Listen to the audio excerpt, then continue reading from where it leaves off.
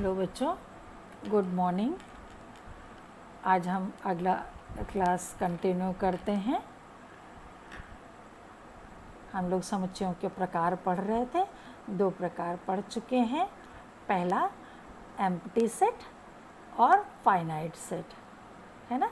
हम तीसरा पढ़ने चल रहे हैं अपरिमित समुच्चय। अपरिमित माने इनफाइनाइट, जैसे नाम से ही आपको क्लियर है कि जिसके अवयवों की संख्या को हम काउंट ना कर सके, अनंत हों।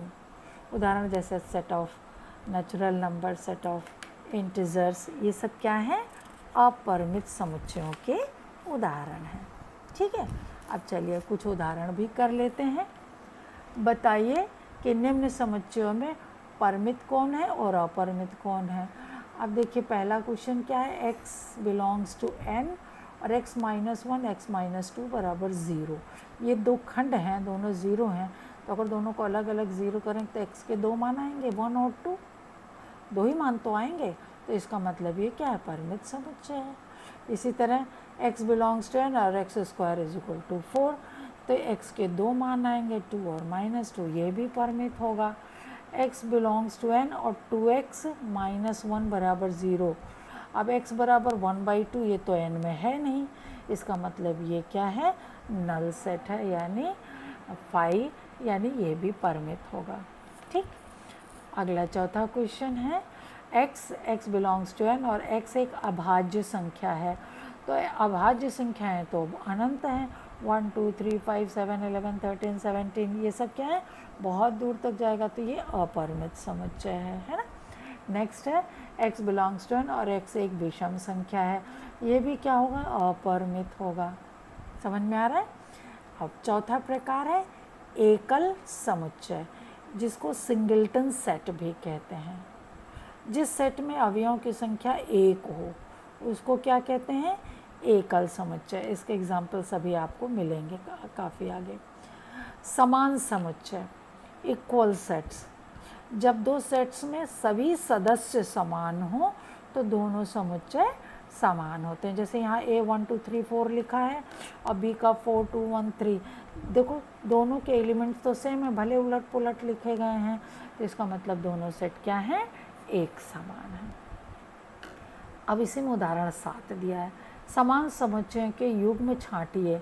अब देखो एक सेट था C, ठीक है, x such that x minus 5 बराबर 0, तो इसको निर्माण रूप में लिख लें तो कितना आएगा? सॉरी, रोस्टर रूप में लिख लें तो 5, एक ही एलिमेंट 5 आएगा। और e क्या है? x सच दैट x समीकरण इतने का एक धन पूर्णांक मूल है ना, तो इसका गुणनखंड करेंगे, धन पूर्णांक मूल है, समझ रहे हैं कि नहीं। इसका जब हम गुणनखंड किए तो हमको x का मान 5 और -3 मिला, तो -3 तो धन पूर्णांक है नहीं, यानी e बराबर केवल 5, एलिमेंट क्या होगा? 5। ये देखो सिंगल्टन सेट है, ये एक ही एलिमेंट है ना, तो ये सिंगल्टन सेट है और C और E के एलिमेंट्स बराबर भी हैं, दोनों में ही एक ही एलिमेंट है, इसलिए दोनों समान समुच्चय क्या होंगे? समान, यानी C और E दोनों समुच्चय समान हैं। ठीक, उदाहरण 8 देखते हैं। A क्या है? एलॉय के अक्षरों का समुच्चय, और B क्या है? लॉयल के अक्षरों का समुच्चय। तो A में भी ALOY है और B में भी ALOY है ना, तो इसका मतलब दोनों ही क्या हैं? बराबर हैं। इसी तरह से सेकंड देखिए, A बराबर n such that n belongs to z, z माने पूर्णांक, तथा n स्क्वायर इज लेस और इक्वल टू 4। आपने अभी पीछे एक क्वेश्चन किया था, तो a का मान कितना? -1 -2 0 1 और 2। z का मतलब पूर्णांक, अगर यहाँ n दिया होता, खाली n दिया होता तो उसमें 0 नहीं आता। ठीक है, तो -1 -2 0 1 2। b क्या है? x such that x belongs to r, तथा x स्क्वायर -3x + 2 बराबर 0। इसका गुणनखंड किया तो इसमें 1 और 2 आया, केवल गुणनखंड करने से b का मान 1 और 2 आया, जो कि a के बराबर नहीं है। ठीक, तो आपने देखा ये वाला सेट a और b बराबर था, ये वाला सेट और a और b बराबर नहीं था। प्रश्नावली 1.2 करेंगे। निम्नलिखित में से कौन से रिक्त समुच्चय हैं? 2 से भाज्य विषम प्राकृत संख्या। अब क्या कोई विषम संख्या 2 से भाज्य होगी? नहीं। इसका मतलब ये क्या है? रिक्त समुच्चय है। ठीक है। सम अभाज्य संख्या का समुच्चय, सम अभाज्य, सम भी हो और अभाज्य भी हो। ऐसा नंबर क्या है? 2। 2 सम भी है क्योंकि 2 से कटता है, अभाज्य भी है क्योंकि 2 के अतिरिक्त और किसी से नहीं कटेगा। ठीक है ना। तो ये क्या है? एकल समुच्चय है, रिक्त नहीं है। इसी तरह तीसरा x, x एक प्राकृत संख्या है, 5 से छोटा है और 7 से बड़ा है। 5 से छोटा और 7 से बड़ा क्या हो सकता है? 7 से बड़ा तो 8, 9, 10 होगा और 5 से छोटा 1, 2, 3, 4। तो इसका मतलब इसमें एक भी एलिमेंट नहीं है। ऐसा हो ही नहीं सकता कोई संख्या 5 से छोटी और 7 से बड़ी हो, यानी ये रिक्त समुच्चय है। समझ में आ रहा है ना बच्चों? हाँ, नेक्स्ट देखिए y किन्हीं 2 समांतर रेखाओं का उभयनिष्ठ बिंदु। ये भी क्या होगा? रिक्त होगा क्योंकि 2 समांतर रेखाएं कहीं कटती ही नहीं है और जब कटेंगी नहीं तो उभयनिष्ठ बिंदु होगा ही नहीं। क्लियर है? अब प्रश्न नंबर 2 देखिए। निम्नलिखित समुच्चयों में से कौन परिमित है और कौन अपरिमित? ये आप बहुत आसानी से कर लेंगे। वर्ष के महीनों का समुच्चय और ये सब आप कर लेंगे, हमें बताने की ज़रूरत नहीं है। प्रश्न नंबर 3, परिमित और अपरिमित समुच्चय छाटिए। ये भी आप आसानी से कर लेंगे। ये नोट्स हम आपको देंगे, आप उसमें भी देख लीजिएगा। ये क्वेश्चन आसान है। ठीक है ना। प्रश्न नंबर 4, सेट ए तथा बी का संबंध बताइए। यहाँ पर 2 सेट्स दिए हैं, उनका संबंध आपको बताना है और वो भी आप आसानी से देख सकते हैं। ठीक, यहाँ पर कई क्वेश्चन हैं जिसमें ए और बी में संबंध बताना है, यहाँ पर आपको दिया गया है। ठीक। प्रश्न नंबर 5, क्या ए और बी समान है? अब यहाँ ए भी दिया है और बी भी दिया है। दोनों को आप पहले निर्माण विधि में सूचीबद्ध कर लीजिए और उससे पता चल जाएगा कि ए और बी समान है कि नहीं। दोनों को पहले सूचीबद्ध यानी रोस्टर फॉर्म में करना है, तभी आप जान पाओगे कि ए और बी समान है अथवा नहीं। ठीक है। प्रश्न नंबर 6 में भी समान समुच्चय छांटना था। आप देखिएगा ABCD दिए हुए हैं जिसमें B और D ही बराबर हैं, आप छांट कर देख सकते हैं। ठीक। अब हम नेक्स्ट पढ़ने चल रहे हैं सबसेट्स, उप समुच्चय। माना एक सेट X क्या है? विद्यालय की सभी छात्राओं का समुच्चय। X क्या है? विद्यालय की सभी छात्राएं हैं। ठीक है। और Y क्या है? विद्यालय की कक्षा 11 की छात्राएं। तो कक्षा 11 की छात्राएं भी तो विद्यालय की ही छात्राएं होंगी, यानी Y के सभी अवयव X में भी होंगे। इस प्रकार Y सेट X का उप समुच्चय कहलाएगा। ठीक है, सबसेट। इसे इस प्रकार भी लिख सकते हैं। किस प्रकार लिखते हैं? Y, ये देखो सबसेट क्या है? लेटा हुआ U, कैपिटल U है, लेटा हुआ capital U। Y is subset of X, Y is subset of X। इसको ऐसे ही पढ़ेंगे, कैपिटल Y लिखना है बेटा, ये गलती से स्मॉल y लिख गया है ना। Y is subset of X। तो परिभाषा क्या दे सकते हैं? यदि किसी सेट A के सभी अवयव किसी दूसरे सेट B के भी अवयव हों तो सेट A सेट B का उपसमुच्चय या सबसेट कहलाता है। इसे प्रतीक के रूप में हम इस प्रकार भी लिख सकते हैं, इतना बड़ा ना लिख के, A सबसेट ऑफ B यदि A, ये A अवयव है और ये A क्या है? सेट का प्रतीक। A बिलोंग्स टू A, यहाँ ये क्या है? बिलोंग। A अवयव बिलोंग करता है अवयव क्या होता है, सेट ए में belong, A belongs to A implies, implies का मतलब तात्पर्य क्या है कि ए बिलोंग्स टू बी। यदि ए में है और वही ए बी में भी है तो इसका मतलब ए इज सबसेट ऑफ बी। ठीक, नोट, उपसमुच्चय होने के लिए आवश्यक है कि ए का प्रत्येक अवयव बी में हो, परंतु यह आवश्यक नहीं है कि बी के सभी अवयव ए में हों ही। बी में अतिरिक्त एलिमेंट हो सकते हैं, लेकिन ए के सभी अवयव बी में होने चाहिए, तभी ए बी का सबसेट होगा। ठीक है। सेकेंड, यदि ए के सभी अवयव बी में हों और बी के सभी अवयव ए में हों, अर्थात ए बी का सबसेट हो जाएगा और बी ए का सबसेट हो जाएगा। तो इसका मतलब क्या है, ए बराबर बी। यानी उल्टा भी हो सकता है कि यदि ए बी का सबसेट ए बी के बराबर है तो ए बी का सबसेट होगा और बी ए का सबसेट होगा, है ना। इसे प्रतीक भाषा में इस प्रकार भी लिखते हैं, A is subset of B तथा B is subset of A implies and implied by.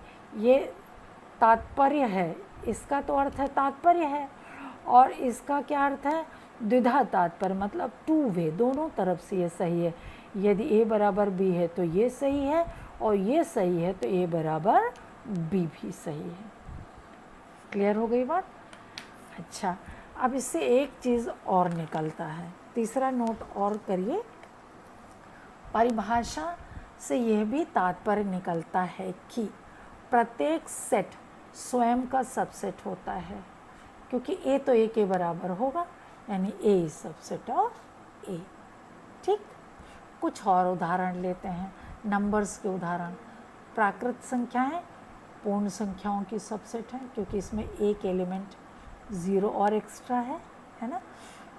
W यानी पूर्ण संख्या पूर्णांकों की सबसेट है, क्योंकि पूर्णांकों में डब्लू के सारे एलिमेंट। इसी तरह से ये क्यू का आई मतलब पूर्णांक, क्यू माने परिमेय संख्याओं का समुच्चय है, और क्यू क्या है, वास्तविक संख्याओं का समुच्चय। इन सब के बारे में हम बता चुके हैं आपको, फिर भी मैंने शॉर्ट में यहाँ लिख दिया है।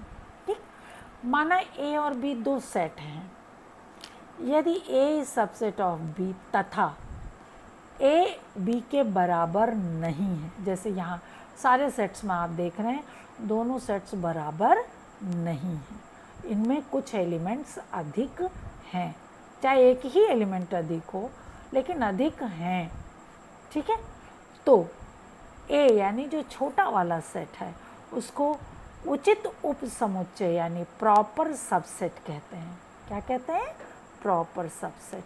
और बी को जो बड़ा सेट है जिसमें एक्स्ट्रा एलिमेंट्स और हैं को ए का अधिसमुच्चय कहते हैं, यानी सुपर सेट। एक प्रॉपर सबसेट होगा और बी क्या होगा, सुपर सेट कहलाएगा। बी को सुपर सेट, जैसे यहाँ पर W क्या है, सुपर सेट, N क्या है, प्रॉपर सबसेट। यहाँ W प्रॉपर सबसेट है, I सुपर सेट है। यहाँ I प्रॉपर सबसेट है और Q क्या है, super set. Q proper subset है, R सुपर सेट।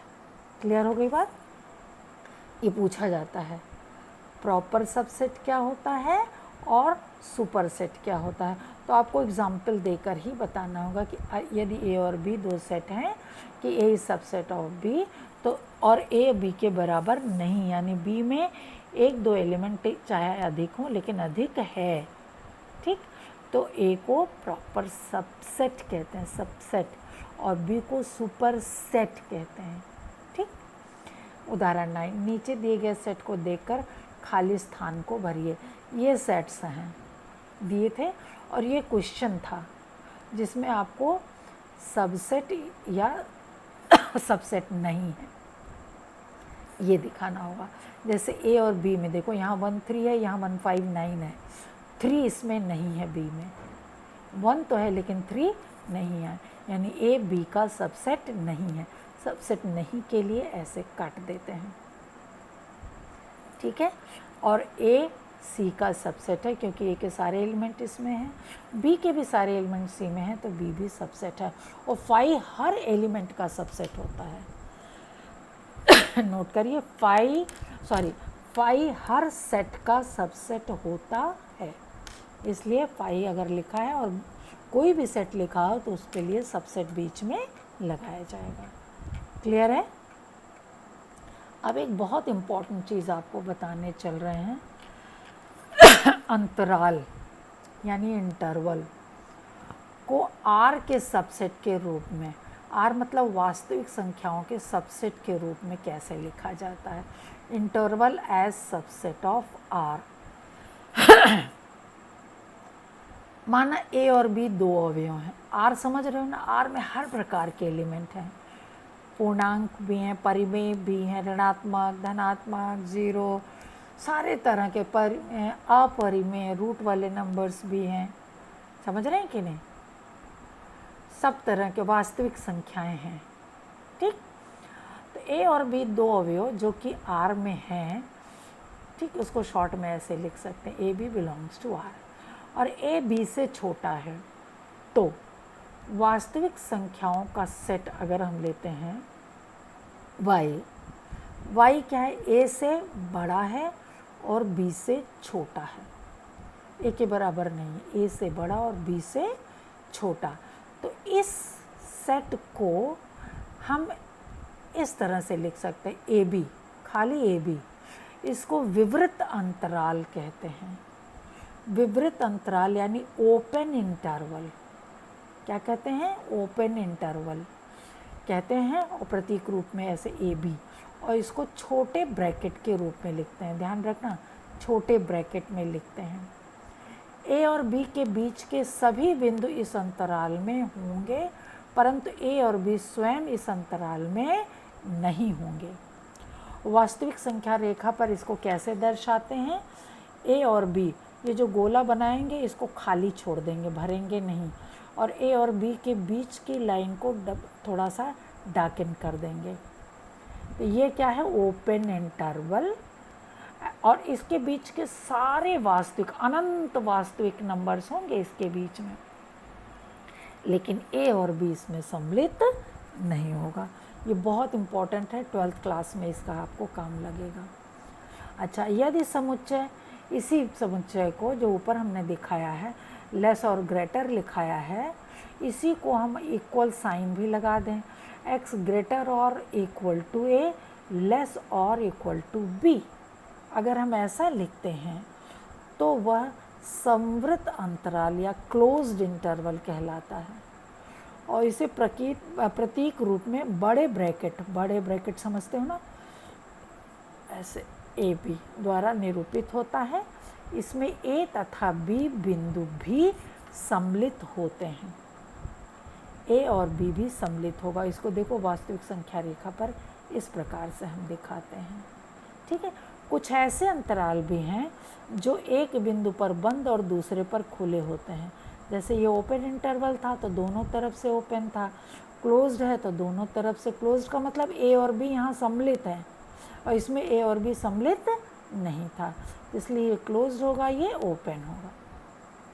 जो एक सिरे पे ओपन हो, एक सिरे पर क्लोज्ड हो, जैसे यहाँ पर है, इस तरफ क्लोज्ड है यानी ए सम्मिलित है, या ये बी सम्मिलित नहीं है, तो देखो इसको इस तरह दिखाया गया, जो सम्मिलित नहीं है उसका गोला खुला हुआ है, और जो सम्मिलित है उसका गोला भरा गया है। संख्या रेखा पर इस तरह दिखाते हैं।